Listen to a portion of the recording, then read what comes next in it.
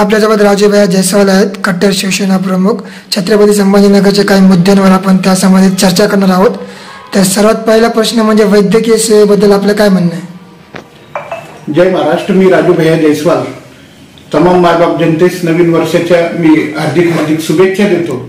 आणि खास करून तुम्ही जे प्रश्न विचारले, आज संभाजीनगरचे प्रश्न तुम्ही विचारले, खूप मला आनंद झाला. काय प्रश्न आहे तर मी वैद्यकीय सेवेबद्दल असं बोलणार का आपण आदरणीय सर्व आमदार, खासदार, राज्यमंत्री, कॅबिनेट मंत्री सर्व सरकार संभाजीनगरमध्ये बसेल आहे.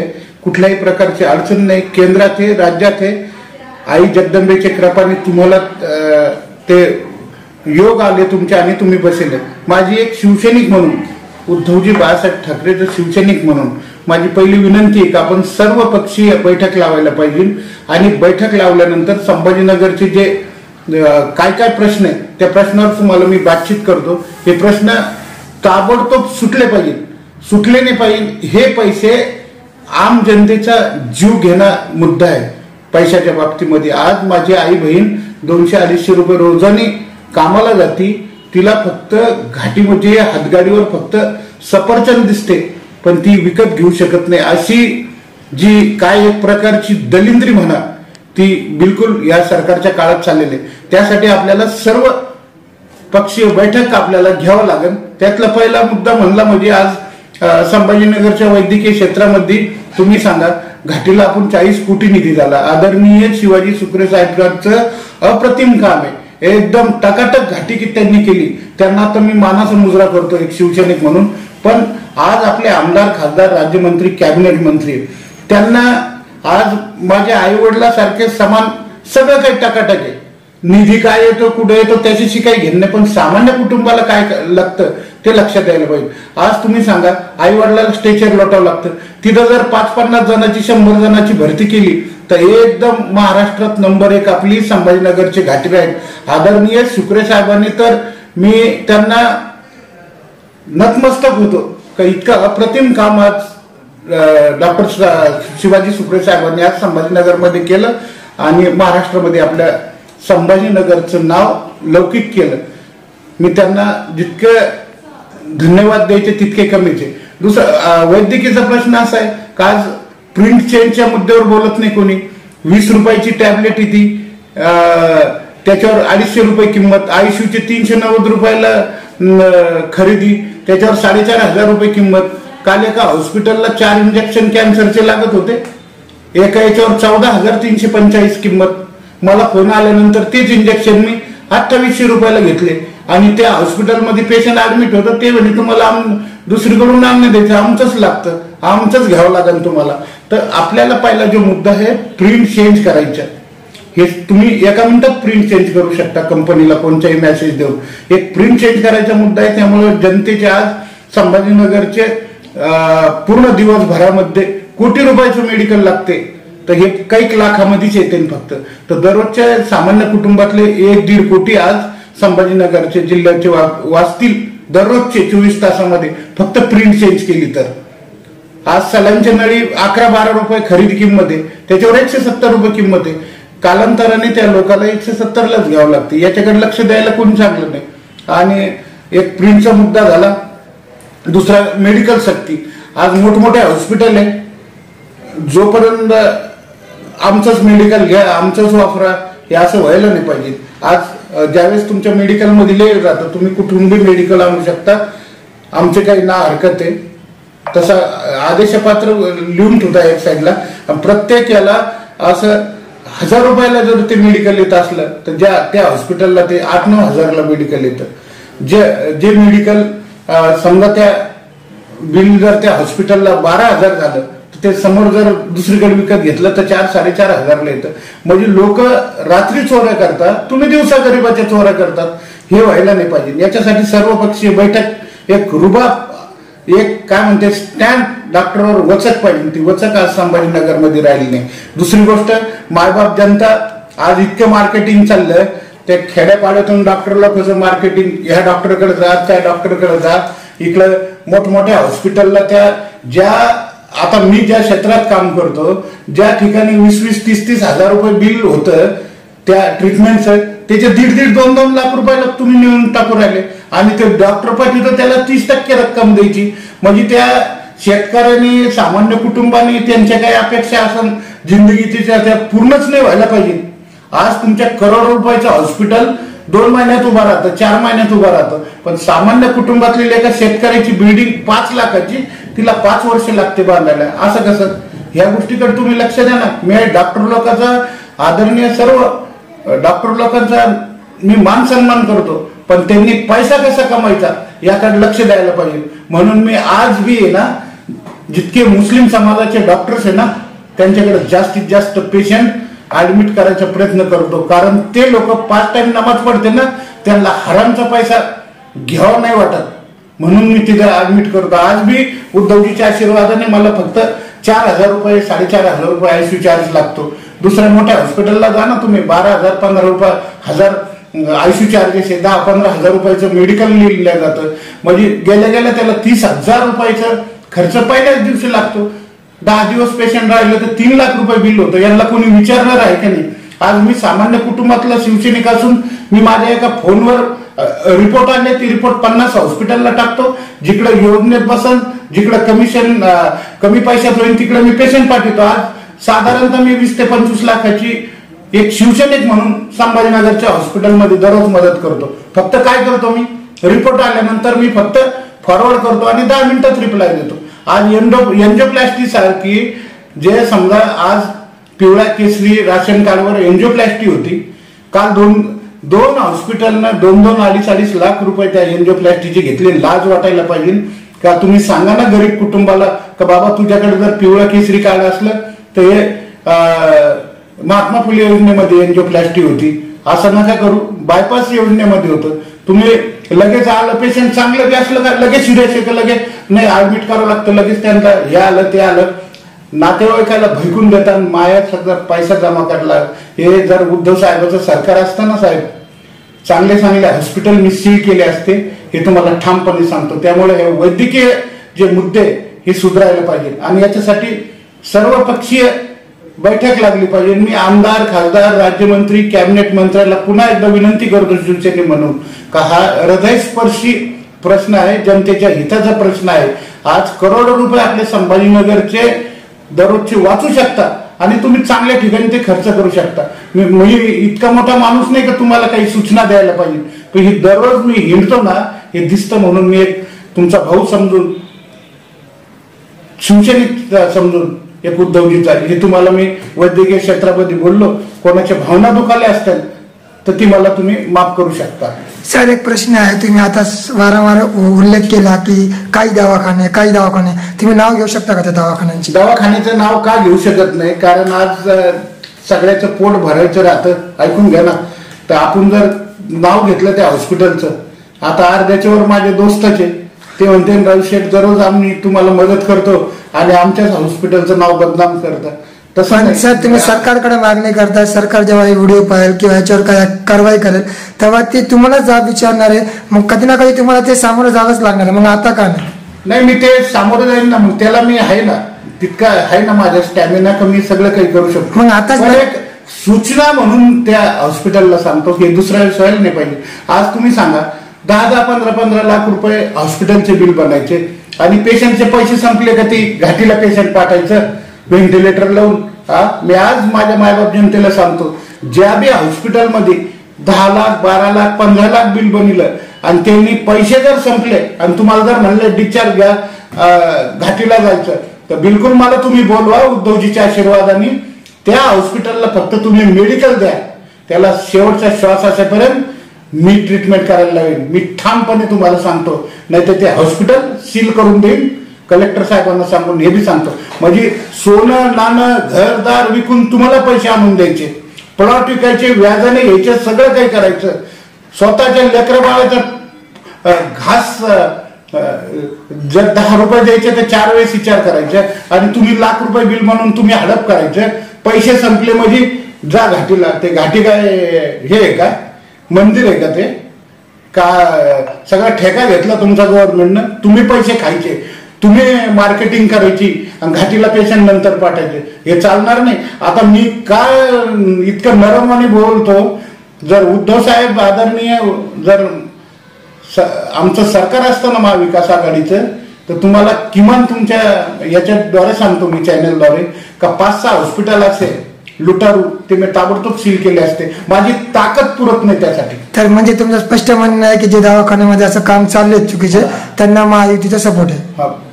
ते सपोर्ट असू का काही असू, मला एकच सांगायचं का ज्या हॉस्पिटलमध्ये पेशंट गेलं त्याला राशन कार्ड कंपल्सरी लोकांकडे असतं, त्याच्या योजनेची माहिती द्यायला पाहिजे, त्याला सांगायला पाहिजे बाबा हे तात्पुरती तुमची ट्रीटमेंट झाली पण तुम्हाला जे ऑपरेशन लागणार आहे हे ऑपरेशन योजनेत होतं, हे महात्मा फुलेमध्ये बसतं, तर तुम्ही राशन कार्ड असला त्याचा उपयोग घेऊ शकता.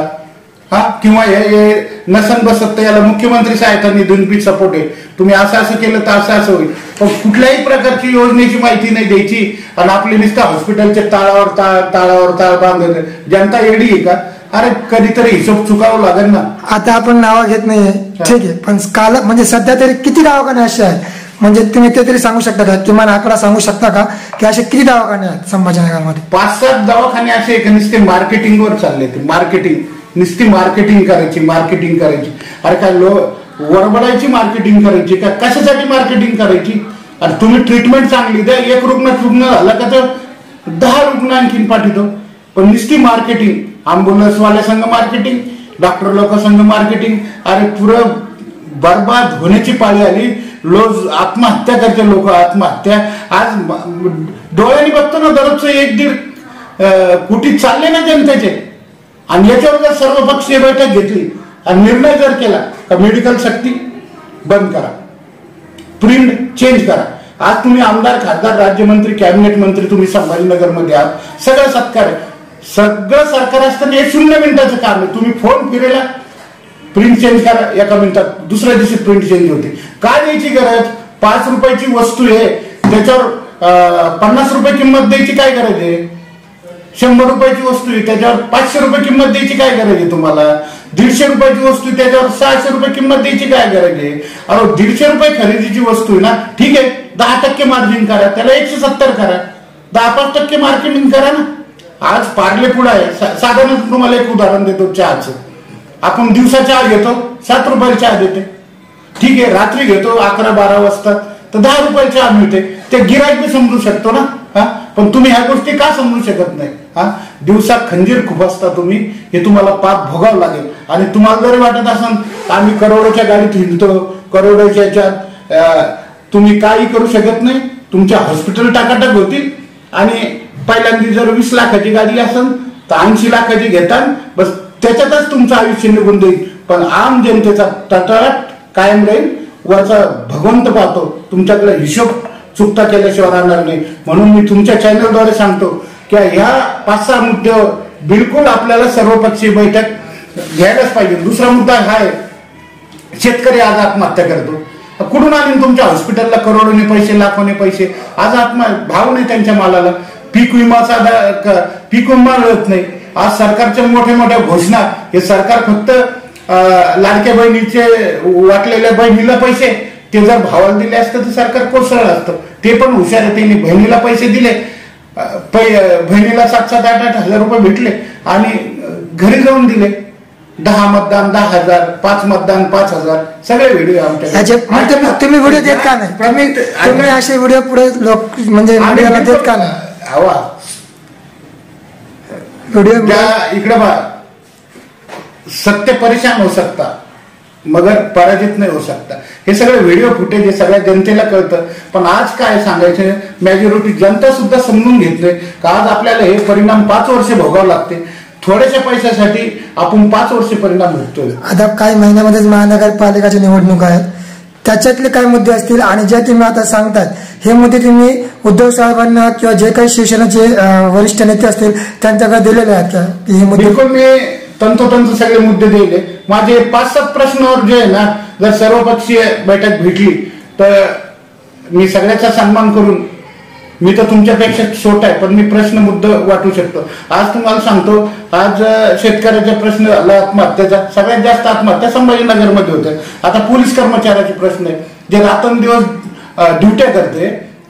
प्रत्येक उड्डाणपुलाखाली शौचालय व्हावं अशी माझी इच्छा आहे. भले त्याचं शुल्क क्यों नाही लागत, महानगरपालिकेचे पैसे घेऊन घेतल्या जात, पण पाहिजे, पण ती व्यवस्था नाही. आज मुंबईला गेलो आपण, रात्री मुंबईला गेलो, सकाळी फ्रेश झालो, आंघोळ केली का आपले काम करू शकतो. तसं आपलं ऐतिहासिक दर्जाचं शहर आहे छत्रपती संभाजीनगर. म्हटलं तर संभाजी राजाचं नाव येतं, त्या राजाच्या नावाला डंक लागला नाही पाहिजे, अशी व्यवस्था पाहिजे, अशी व्यवस्था पाहिजे. पैसे असून व्यवस्था नाही. प्रत्येक उड्डाणपुलाखाली जर शौचालय केलं तर ह्या संभाजीनगरमध्ये पर्यटक येतात, सगळ्या कामानिमित्त बाहेरून लोक येतात. हा एक मराठवाड्याची एक प्रकारची राजधानी आहे. तुम्ही सगळ्या उड्डाणपुलाखाली शौचालय केलं तर अप्रतिम असं काम होऊ शकतं. पहिला मुद्दा वैद्यकीयचा झाला, दुसरा पोलीस कर्मचाऱ्याचा झाला. रात्रंदिवस माझ्या बहिणी तिथं पोलीस बहिणी काम करतायत, मग कुठं जातात त्या टॉयलेटला, कुठं जाताना लघवी करायला? हा हे तुमची वागणूक बरोबर नाही. आणि पोलीस कर्मचाऱ्याचा मुद्दा झाला तर आता वाहतूक कोंडी. आज तुम्ही तालुक्या स्तरावरून जर संभाजीनगरला यायचं असलं तर रस्ते एकदम चांगले, तर अर्ध्या ते पाऊण तासामध्ये माणूस जातं. पण ज्यावेळेस बाबा पेट्रोल पंपावर जर माणूस आला आणि त्याला जर सिडको पर्यंत जायचं असेल तर जितका तालुक्या स्तरावरून वेळ लागतो ना, त्याच्या डबल वेळ सिडको पर्यंत जायला लागतो. तर मग ह्या वाहतूक कोंडीला कसं कमी करता येईल, त्यासाठी खूप पर्याय पण ते अवलंबले नाही जात. एखादा पर्याय तुमच्या हिशोबाने सांगा. अरे बिलकुल. आता जर समजा ब्रॅकेट मध्ये टाकेले, इथून तिथून ब्रॅकेट टाकेले, ते ब्रॅकेट थोडे टायमिंग नुसार काढले तर दणादणा वाहतूक कोंडी चालल्या जाते.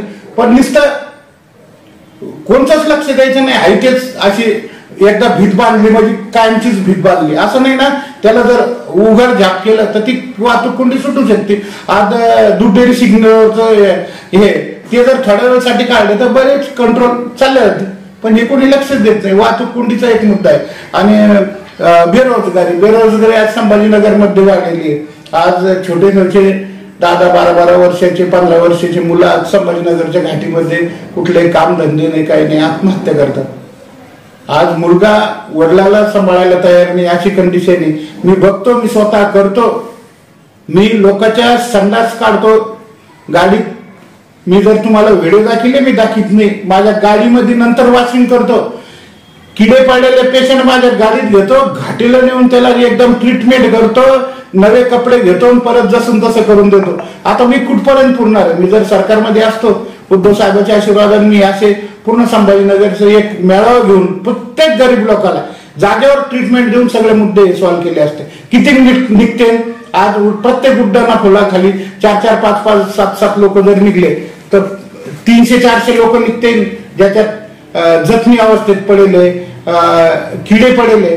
मी जे दिसले त्यांना नेऊन मी ट्रीटमेंट करतो घाटीमध्ये. पण एक जर सगळा मेळावा जर घेतला सगळं महानगरपालिकेने कोणी, तर त्या गरीब लोकांची ट्रीटमेंट होऊ शकते. त्यामुळं हा बी जिव्हाळी लागणारा मुद्दा आहे. का सामान्य कुटुंबातली जनता होरपळते, तिचं कोणीही नाही, फक्त त्यांना यूज केलं जातं, पण नंतर त्यांच्याकडे लक्ष दिलं जात नाही. आज सगळं व्यस्त आहे, सरकार व्यस्त आहे. कशात व्यस्त आहे? होर्डिंग लावा, वाढदिवस करा, हे करा. अरे बाबा, तुम्ही निवडून आले ना, आता जनताने स्वीकारलं, आम्ही हरलो, पण जनताने तुम्हाला आता निवडून दिलं ना. तुम्ही खुश राहून जनतेचे का अश्रू पुसायला पाहिजे. तुम्ही तुमच्याच याच्यावर आता अजून काय, आता निवडून आल्यानंतर काय होर्डिंग लावायची गरज आहे, काय खर्च करायचे, काय परत दुसरा आमदार राहणार आहे का, परत दुसरा खासदार होणार आहे का? हा, एकदा निवडून आले ना, त्यांनी जनतेच्या हिताचे काम करायचं. होर्डिंग त्यांनीच लावली किंवा त्यांच्या कार्यकर्त्यांनी लावली, हे तुम्ही असं कसं स्पष्ट सांगू शकता? दादा, कार्यकर्त्यांनी जरी होर्डिंग लावली हा, तर खर्चच आहे ना शेवटी. तो खर्च एखाद्या गरीब दुबळ्यावर करा ना, घाटीला जाऊन अन्नदान करा. हा, काय होर्डिंग लावायची गरज? सगळ्याला माहिती, आमदारचे नाव माहिती, सगळ्याला माहिती. संजयजी शिरसाट सगळ्याला माहिती, अब्दुलजी सत्तार सगळ्याला माहिती, प्रदीप जयस्वाल सगळ्याला माहिती, हा, अंबादासजी दानवे सगळ्याला माहिती, सगळ्याला, चंद्रकांतजी खरे सगळ्याला माहिती, बोरणारे सर सगळ्याला माहिती. बरोबर आहे की नाही? सगळ्याचे नाव बरोबर आहे की नाही प्रख्यात? मग यांना काय तमाशा करायची गरज आहे? हा, मग अजून काय त्यांना काय साध्य काय करणार आहे? होल्डिंग बिल्डिंग लावून काय करणार आहे साध्य? मला एक सांगा ना. आम जनता होरपळती ना. आज तुम्ही सांगा ना, त्या आमदार खासदारला मी विनंती करतो की तुम्ही संभाजीनगरच्या घाटीमध्ये या, शिवाजी सुप्रे साहेबांचं काम बघा, आणि काय मदत करायची तर द्या ना मदत. आज व्हेंटिलेटर नाही संभाजीनगरच्या घाटीमध्ये, दररोज 2-3 मृत्यूतर पडून होते, याच्याकडे कोणी लक्ष देत नाही. आणि नुसतं काय अहो बाबा, तुम्हाला इतका पैसा लागतो कसं मला हे सांगा. सामान्य कुटुंबातले तुम्ही, समजा बाळासाहेबांच्या आशीर्वादाने कोणी रिक्षा चालणार, कोणी पानटपरी चालणार, आमचे खैरे साहेब ना बुरुड म्हणजे एक बांबूची त्यांची दुकान होते. आता मला काय मिल मध्ये काम केलेलं ऐकून घ्या. दानवे दादा आमचे किती संघर्षातून, समजा आज अंबादाजी दानवे सुद्धा किती संघर्षातून आले. कर्णपुऱ्यामध्ये पार्किंग होती, बरोबर आहे की नाही. हे असे इतके मोठे मान्यवर जर बाळासाहेबांच्या आशीर्वादाने इतके मोठे झाले तर त्यांना इतके पैसे लागतच नाही हो. एक चांगला बंगला असला, चांगली गाडी असली तर काम बघून जातं. हा, 4 ड्रेस बदलायचे, कोटीची माय बघतात, काय करणार. त्यांना ते 100 लाखात सांगावं लागतं माझी 500 कोटीची प्रॉपर्टी, 100 कोटी प्रॉपर्टी. आणि तुमच्या कोटीची प्रॉपर्टी इथंच राहणार आहे ना, सगळं सोडून जायचंय. तर आम जनताचं काय आहे तुमचं? ज्या जनतेने तुम्हाला निवडून दिलं त्यांच्यासाठी तुमचं काय योगदान आहे ते सांगा मला. त्यांना एक तुम्ही हे बघा, 20 रुपयाचे मीटर वर कापड घालीत नाही, जरा घाटीमध्ये चक्कर मारा. एक जर सामान्य कुटुंबातला माणूस आहे ना, 100-50 रुपयाच्या अंगावर मीटरचं कापड घालतो. आणि जे तुम्ही त्यांच्या जीवावर निवडून येता, दररोज 4 ड्रेस बदलित, 4 ड्रेस बदलित. बाळासाहेबांनी हे सांगितलं का तुम्हाला? बाळासाहेबांनी सांगितलं 20% राजकारण आणि 80% समाजकारण करा. अरे त्याच्या विरुद्ध वागले. या ईडी सीडीचे धाक तुमच्यावर उत्पन्न झाले, त्यामुळे सगळा पक्ष पडला, आमचा पक्ष पडला, आमचं धनुष्यबाण चोरलं, सगळं करून बसलं. काय यासाठी? फक्त पैशासाठी. जर तुम्ही ठामपणे आमच्यासारखे जर असताना कट्टर शिवसैनिक तर काय कमी पडत होती हो. तुम्ही बी गहूच खाता, आम्ही बी गहू खातो. तुम्ही शरबती खाता असाल, आम्ही राशनचे खात असाल. फरक एवढा आहे. पण मला काय म्हणायचं, जास्त अपेक्षा वाढल्या ना तर लोचे जास्त होते. आता मी गाडी चालवतो, माझ्या गाडीत एसी नाही, मला काय फरक पडत. हा, मी आमदारच्या गाडीकडे बघून कशाला चालायचं? मी माझ्या खालच्या गाडीकडे बघून चालायचं, मोटरसायकलवाल्याकडे. मला कशाला अडचण येईल? मी त्या आमदारच्या गाडीकडे बघून चालत मला मग 1-2 एकर विकावं लागेल, बरोबर आहे की नाही. हे लफडेबाज आहे, हे लफडेबाज लोक आहे ना, यांनी सामान्य जनतेचं काम बाळासाहेबांच्या आशीर्वादाने करायला पाहिजे. आणि ते म्हणते मी बाळासाहेबांचे विचार घेऊन चालतो. तर बाळासाहेबांचे विचार तुम्ही माझ्या समोर बसा, काय विचार घेऊन चालता याचं मला उत्तर द्या. काय विचार घेऊन चालता? बाळासाहेबांनी सांगितलं 20% राजकारण आणि 80% समाजकारण. मी सगळ्या आमदार, खासदार, राज्यमंत्री, कॅबिनेट मंत्री यांना सांगतो का तुम्ही 80% समाजकारण दाखवा. घाटीमध्ये दाखवा, कोणत्या ठिकाणी दाखवा. आज इतका इंडस्ट्री एरिया आहे, शेंद्रा MIDC आहे, बिडकीन MIDC आहे, पंढरपूर MIDC आहे. तुम्हाला सांगतो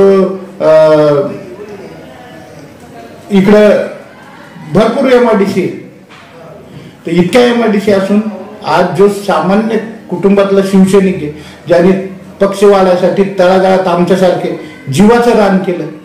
आज माझ्यावर 40 लाख रुपये खर्च झाला, पण मी हार नाही मारलं. एक बाळासाहेबाला गुलाबाचं फुल लावून जिंदगी जगतो, एकदम टकाटक. काय होत नाही, हे प्रसंग येत राहते, जात राहते. पण तुम्ही कोणता शिवसैनिक आज लावला ड्युटीला ते सांगा. एवढ्या वेळेला सांगायचं की मी 100 शिवसैनिक लावले, मी गुलाम होतो त्यांचा. एक पण शिवसैनिक लावला नाही. आज शिवसैनिक माझे कट्टर जे 84-85चे शिवसैनिक आहे ना, त्यांचे मुलं ते स्वतः आत्महत्या करतात हो. कस तरी वाटतं. मी पायी जायले मुंबईला. का गेलो पायी? का माझ्या उद्धव साहेबाला सांगायचं की हे कोणाच्या भेटी गाठी होऊन देत नाही. तर उद्धव साहेबाला सांगायचं कसं जे खालच्या लेवलचे आपले शिवसैनिक आहे, जो पक्षाचा कणा आहे, ते आज उपाशी मरतो आणि हे तूप खाते. हे चुकीची गोष्ट आहे. शिवसैनिकासाठी सुद्धा काहीतरी करायला पाहिजे. आणि दुसरी गोष्ट, महागाईचं बी तुम्ही बघा. आज यांनी गणपतीचे भंडारे सुद्धा सोडलेले आहे. गणपतीचे भंडारा ज्या दिवशी होता ना, तर एकाच दिवशी 50 रुपये किलो तेल यांनी वाढलं. त्याच दिवशी सगळ्या लाडक्या बहिणीचे पैसे काढून घेतले. पण हे जनतेला दिसत नाही. 170 रुपये किलो तुरीची डाळ आयुष्यात नाही ऐकली. माझ्याकडे बी दुकान आहे. 170 रुपये किलो तुरीची डाळ, 150 रुपये गोड तेल. कधी ऐकलं तुम्ही सांगा ना? तुमचेच पैसे तुम्हाला देते आणि तात्पुरते दिले म्हणजे लाडकी बहीण. तुम्ही सगळे हे 5 वर्षांसाठी हारून बसला आणि काही नाही करता. असंच सरकार चालणार. ते 4 टाइम ड्रेस बदलणार, कोटीच्या गाडीत हिंडणार. तुम्ही आपलं मिस्त्रीच्या हाताखाली फावडं घ्यायचं आणि काम करीत राहायचं. एवढाच उद्योग. तुम्ही शेतीला जायचं, काम करीत राहायचं. तुमचा कोणी वाली नाही, फक्त एकच वाली होता, उद्धवजी बाळासाहेब ठाकरे आदरणीय. तेच वाली होते की त्यांनी 2 लाखाची कर्जमाफी सरसकट आम जनतेला करून दिली. आज नुसतं यांनी घोषणा केल्या, घोषणाचा पाऊस केला. आज शेतकऱ्यासाठी एक तरी निर्णय आहे, आत्महत्येच्या दारात आहे. आज कुठे गेली तुमची 3 लाखाची इमिडिएटली कर्जमाफी होणार होती? कुठे गेले जनतेचे प्रश्न? जे कमेंटवर तुम्ही निवडून आलात, आमदार खासदार झाला, त्यातला एक प्रश्न जर 2 महिन्यात मार्गी लागला का ते सांगा. तुम्हाला सरकार बनायला किती वेळ लागला त्याच्याहून बघा. सगळे रस्सी केस, याची टांगड्या तेवढीत, त्याच्या टांगड्या तेवढीत, सगळा वेळ निघून चालला. याच्यात 6 महिने गेले, जनता उपाशी. आणि मला तरी वाटतं येणाऱ्या काळामध्ये जर सर्वपक्षीय बैठक नाही घेतली, ह्या मुद्द्यावर जर विचार विनिमय नाही केला तर सगळं पांदण वाजल्याशिवाय राहणार नाही. आणि माझा शेवटचा प्रश्न आहे पाणी प्रश्नावर. जे आज पैठण जी पाईपलाईन येते घरोघरी पाणी द्यायची, ती इतके संतगतीनं काम चालू आहे. आज उद्धव साहेब होते त्यावेळेस तिचं उद्घाटन होतं. ती काहीतरी कमी पैशाची होती आणि ताबडतोब होणारी होती. तर हिचे पैसे वाढून वाढून वाढून किती खातात ते पैसे. आज जनता उपाशी. आज संभाजीनगर आपलं नाव छत्रपती संभाजीनगर आहे, पण जनता पाणी वाचून परेशान आहे. 4-4, 5-5 दिवसात, 8 दिवसाला पाणी येतं. हे अशा ह्या छोट्या छोट्या गोष्टी आहे, पण या 8-9 मुद्द्याच्या गोष्टी आहे, ह्या येणाऱ्या काळात सॉल्व्ह झाल्या पाहिजेत. माझ्यासारखे शिवसैनिक आहे, ऐका, तुम्ही सगळं काही करू शकता, पण आम्हाला तुम्ही विकत घेऊ शकत नाही, एवढं ध्यान ठेवून द्या. आम्ही बाळासाहेबांचे कट्टर शिवसैनिक आहे.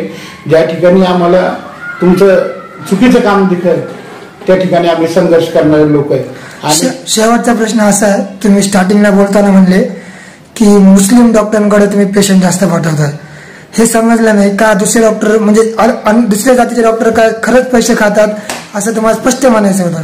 मला जात भेद करायचा नाही, मला जात भेद करायचा नाही. मला त्या अनुषंगाने एकच सांगायचं का जे 5 टाइम नमाज पडते त्यांच्या धर्मामध्ये लिहिले का हरामचा पैसा चालत नाही, व्याजाचा पैसा चालत नाही.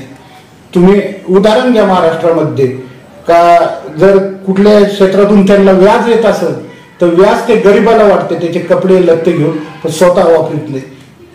काही आदर्श घ्यायला पाहिजे. आज छत्रपती शासन, छत्रपती शिवाजी महाराजांच्या राज्यामध्ये ज्या ज्या ठिकाणी मेन होते ना तर ते सगळे मुस्लिम समाज होते. खजिनदार होते, छत्रपती शिवाजी वाचवण्यासाठी मुस्लिम होते. बरोबर आहे ना? तुम्हाला सांगायची गरज नाही याच्यावर किती व्हिडिओ का आपण ज्या मुस्लिम समाजाला नाव ठेवतो त्या तिरस्कारच्या भावनेने बघतो. आणि भाजपवाल्यांनी तर ती वाटच लावली, जातीवरच सगळं काही चालू आहे. आज छत्रपती शिवाजी महाराजांच्या काळामध्ये सर्व जनता 18 पगड जातीला घेऊन आज स्वराज्य आपण निर्माण केलंय. त्याच पद्धतीने माझा महाराष्ट्र यायला पाहिजे. काय करायचं आपल्या जातीचं राजकारण करून? आज जातीचं राजकारण कुठे? आमदारचा मुलगा कधी रस्त्यावर दिसला तुम्हाला दंगलीमध्ये? खासदारचा मुलगा दिसला दंगलीमध्ये? फक्त आपसात भांडणं लावून द्यायचे आणि टीव्हीवर बघायचं. त्यांनी फक्त टीव्हीवर काय चाललं, क्रांती चौकात काय चाललं, वाळूजला काय चाललं, टीव्हीवर बसायचं आणि त्याचा स्वाद घ्यायचा. हे असं नाही व्हायला पाहिजे.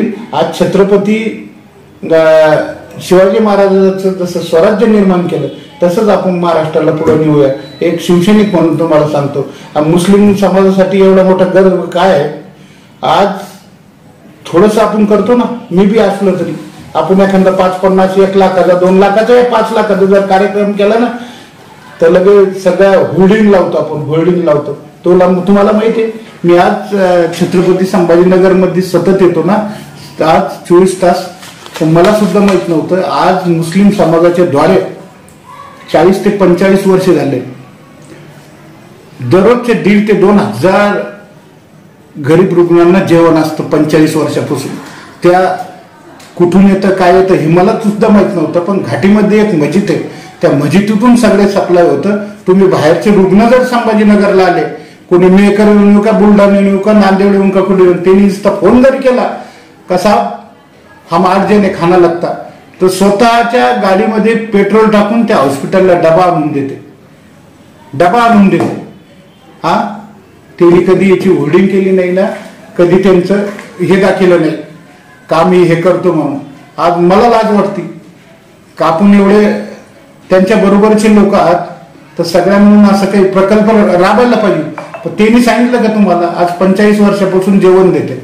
नाही तर तुम्ही संभाजीनगर पाशी एक मस्जिद आहे, 3 टाइम जेवण तयार होतं. 10 वाजता जेवण मिळतं, 2 वाजता जेवण मिळतं, संध्याकाळी मिळतं. तुम्ही कुठल्याही हॉस्पिटलला राहा, 10 जण असू का 100 जण असू, तुम्ही सांगा आम्ही इतके लोक आहे, तिथं ते जेवण येतं. आज MGMला येतं, मेडिकल हॉस्पिटलला येतं, सगळीकडे सगळ्या टोटल हॉस्पिटलला जेवण येतं. आणि मी खूप सांगतो का बाहेरचे लोक परेशान नाही व्हावं. आज जर 10-12 लोक जर समजा हॉस्पिटलमध्ये राहिले, त्यांना 1000 रुपये जेवायला लागते. आज तुम्ही सांगा 3 ते 4 हजार लोकांना मुस्लिम समाज जर संभाजीनगरमध्ये जेवू घालतो आणि त्यात जर समाजाला आपण आपल्या दूरदृष्टीनं वेगळं बघतो, तर ही आपल्यासाठी खरी शोकांकित आहे. कारण माझ्या बुद्धीला तर नाही पटत, बाकी दुसऱ्याला पटो न पटो, म्हणून मी आदर सन्मान मुस्लिम समाजाचा करतो. आणि चांगल्या चांगल्या ठिकाणी ते मनोज पाटील जरांगे असो का सगळे असो, आपले कधीही मुस्लिम समाजाने त्यांचा आदर सन्मानच केलेला आहे. चांगल्या ठिकाणी चांगल्याला चांगलंच म्हणायचं. आदरणीय माजी खासदार जलील साहेब यांनी सुद्धा सगळ्या समाजासाठी कौतुकास्पद काम केलंय.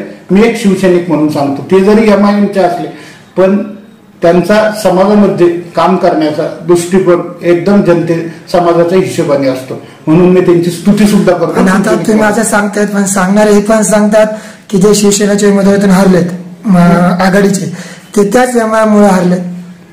ते हे बा तुम्हाला सांगतो, हारजीत चालू असते. आज सगळ्याच आई वडिलांना वाटतं माझे मुलगा कलेक्टर व्हायला पाहिजे आणि त्या हिशोबाने शिकवतो, पण 36 जिल्हे आणि 36 कलेक्टर लागते, तर सगळ्याच्या थोडी अपेक्षा पूर्ण होणार, बरोबर आहे की नाही. तर आपल्या ज्या क्षेत्रामध्ये आता मी एक सामान्य खेडेगावातून येतो, माझं सावखेडा गाव आहे 40 किलोमीटर.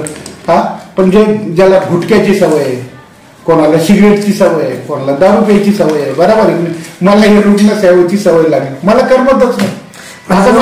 रुग्णसेवा हीच काही ईश्वर सेवा, रुग्णसेवा हीच ईश्वर सेवा. तुम्ही विचार करा ना, वडील 69 वर्षी गेले, माझं 50 चालू आहे आणि 19चा डिफरन्स आहे.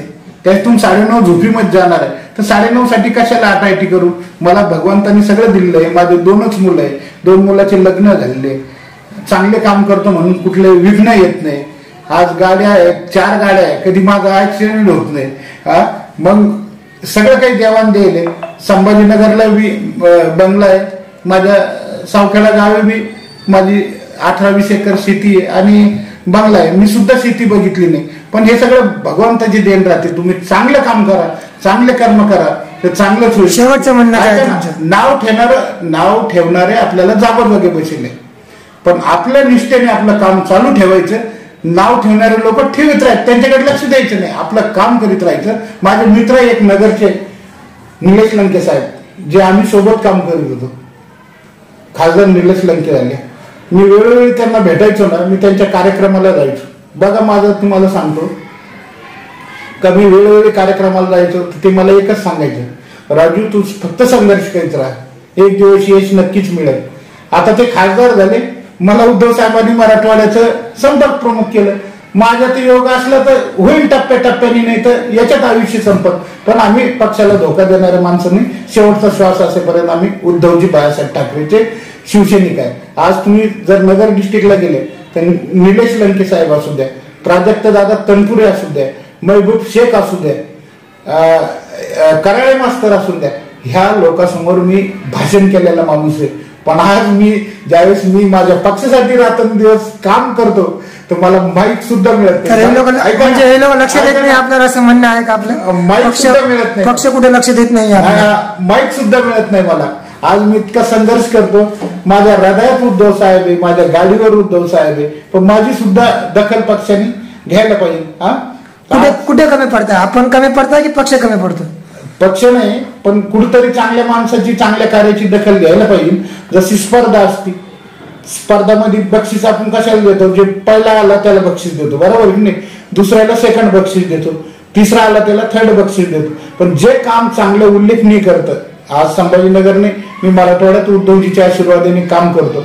मला इतकी लाईक करते, मला पूर्ण महाराष्ट्र मराठवाडा लाईक करतो. आज मुंबईला गेलो, हजारोने दोस्त आहेत, कोणत्याही सिटीत जा, पुणे जा, मुंबई जा, नांदेड जा, सगळीकडे राजू भैयाच्या उद्धवजीच्या आशीर्वादाने नाव, कुठं बी जा. तुमची दिल्लीला जर गाडी पंक्चर झाली ना तर 4 जण पंक्चर काढायसाठी पाठवली. इतकी ताकद उद्धवजीने दिली. मुंबईचा सोडा, मुंबईला तुम्ही रात्रंदिवस माझे माणसं बसले सगळ्या गोष्टीसाठी. आणि खरोखर मला बी अभिमान आहे. मी सामान्य कुटुंबातला असून आदित्यदादांनी मला मुंबईला सुद्धा सगळी माझी व्यवस्था राहण्याची वगैरे मी पायी गेलतो त्यावेळेस केली. त्यावेळेस आमच्या अनिल कदम नाशिकचे यांनी सगळं आदरणीय किशोरप्पा पाटील याला सांगून केली का राजूभाई आमची ज्या वेळेस येते त्यांची व्यवस्था ठेवता. आणि त्याच पद्धतीनं आतापर्यंत मुंबईला माझी सगळी व्यवस्था माझे शिवसैनिक करतात. याचा मला गर्व आहे. मला आमदार लेवलनं सगळी फॅसिलिटी उद्धवजीच्या आदित्य साहेबाच्या आशीर्वादाने मुंबईला मिळते. आज तुम्हाला आमदारचं पत्र घ्यायची गरज नाही, काय नाही. तुम्ही मुंबईला कोणत्याही कार्यक्रमाला जा, तुमच्या भरतीला जा, शैक्षणिक जा, पोलीस भरतीला जा, तुम्हाला 4-5 दिवस मुंबईला राहायची पाळी आली, या शिवसैनिकाला फोन करा, तुमची मुंबईला सगळी व्यवस्था होईल. त्यासाठी तुम्हाला आमदाराला पत्र घ्यायची गरज नाही. हा मिनी आमदार तुमच्यासाठी बसेल. म्हणजे अन्न वस्त्र निवारा यावर आज सगळ्या गोष्ट उद्धवजीच्या आशीर्वादाने होतील. आम्ही 20% राजकारण आणि 80% समाजकारण अखेरचा श्वास असेपर्यंत करू. आणि उद्धवजीसाठी पुन्हा महाराष्ट्रामध्ये थोडा आम्हाला त्रास होईल, पण पुन्हा एकदा आम्ही महाराष्ट्रामध्ये भगवा फडकल्याशिवाय राहणार नाही. उद्धवजी बाळासाहेब ठाकरे या शिवसेनेचा. फक्त शिवसेना म्हणून का महाविकास आघाडीचे? महाविकास आघाडी म्हणून, सगळे महाविकास आघाडी म्हणून बिलकुल आदरणीय सगळे आम्ही चांगले काम करतो. आणि येणाऱ्या काळामध्ये बी जनतेच्या हृदयापर्यंत जाऊ. असंच काम करून, असंच एकदा जोमाने काम करून जनता पुन्हा आम्हाला लाईक करेन. उद्या जर दवाखाने नाही सुधारले तर आपण काय कारवाई कराल? मी जर सरकारमध्ये असतो ना आणि उद्धव साहेब वरती असतो ना, मग दवाखान्यावाल्याला सांगितलं असतं काय आहे राजशेठ जयस्वाल काय चीज आहे. आता नाही करू शकत, माझी ताकद नाही पुरत. कारण आज धनाढ्य शक्तीला आपल्याकडे पुरावे असतील तर आपण का कमी पडतो? पुरावे भरपूर आहे माझ्याकडे, पण मी धनाढ्य शक्तीला नाही पुरू शकत. हे उद्धव साहेबांना मी सोडलं नाही. तर मी सामान्य कुटुंबातला माणूस आहे. मी आम जनतेसाठी काम करणारा माणूस आहे. मला ते कधी बी काही बी करू शकते, पण मी बाळासाहेबांच्या आशीर्वादाने, उद्धव साहेबांच्या आशीर्वादाने, माझ्या पक्षाचं आणि त्यांचं नाव या अंबादासजी दादा दानवे असू द्या, खैरे साहेब असू द्या, कुठल्याही आमच्या पक्षाला कुठेही गालबोट लागणार नाही असं मी एक शिवसैनिक म्हणून सतत संभाजीनगरमध्ये काम करतो. आता विरोधक बी जास्तच असते, पण आज मला सर्व पक्षीय लोक जीव लावतात, याचा मला खूप गर्व आहे. निवडणुकीच्या टायमाला आपण निवडणुकीचे मुद्दे घेऊ, पण आज मला शिवसैनिक या रूपामध्ये एक बाळासाहेबाचा, उद्धव साहेबाचा शिवसैनिक म्हणून सर्व पक्षीय लोक मला जीव लावतात. मला सगळे छोटा भाऊ समजून सदा मदत करतात. ते आदरणीय तुमचे भुमरे साहेब असू द्या, बापू असू द्या, बोरणारे सर असू द्या, संजयजी शिरसाट असू द्या, आमचे प्रदीप भैया जयस्वाल असू द्या, हे पूर्ण मला जीव लावतात. कारण मी आज शेवटच्या श्वासापर्यंत मी वैद्यकीय सेवा करीत असतो. मला सगळे जीव लावतात. शेवटची मागणी काय आपली आणि शेवटचा काय? शेवटची मागणी एवढीच आहे फक्त का आता शेवटचा श्वास असेपर्यंत उद्धवजी बाळासाहेब ठाकरे यांच्यासाठी काम करायचं आणि पुन्हा एकदा उद्धवजींना मुख्यमंत्री होण्यास बघायचं. आणि मग आपला श्वास बी गेला तरी चालतो, पण एकदा उद्धवजीला मुख्यमंत्री करायचं. त्यासाठी मी रात्रंदिवस आम जनतेचं कसं मन जिंकेल आणि कसे त्यांचे प्रश्न सोडेल यावरच मी सतत संभाजीनगरमध्ये काम करीत राहील. जय हिंद, जय महाराष्ट्र. आपला संपर्क कसा करायचा? जर कोणाला संपर्क करायचाच असला तर कसा करणार? माझा मोबाईल नंबर आहे आदरणीय राजू भैया जयस्वाल, माझा मुलगा आहे आकाश जयस्वाल. माझा मोबाईल नंबर आहे 94 23 91 24 24. माझ्या मुलाचा नंबर आहे 97 63 91 24 24. तुम्ही कधीही संभाजीनगरला आल्यानंतर मला फक्त हॉस्पिटलला जाण्याच्या अगोदर फक्त रिपोर्ट टाका. रिपोर्ट टाकल्यानंतर मी 10 मिनिटांमध्ये तुम्हाला रिप्लाय देतो. कुठल्या हॉस्पिटलला जायचं हे तिथं योजनेत बसतं, कुठं कमी पैशात होईल त्यासाठी मी सतत प्रयत्नशील असतो. आणि आम जनतेचे बाळासाहेबांच्या आशीर्वादाने किमान दररोजचे हलक्या हाताने जरी म्हणले तर 20 लाख रुपये मी संभाजीनगरमध्ये गोरगरिबाची वाचवतो. याला मला सार्थ अभिमान आहे. म्हणून मला आज कुठलेही लालच नसताना आज माझे कपडे असू द्या, काही असू द्या, पण एक सामान्य कुटुंबातला माणूस आहे.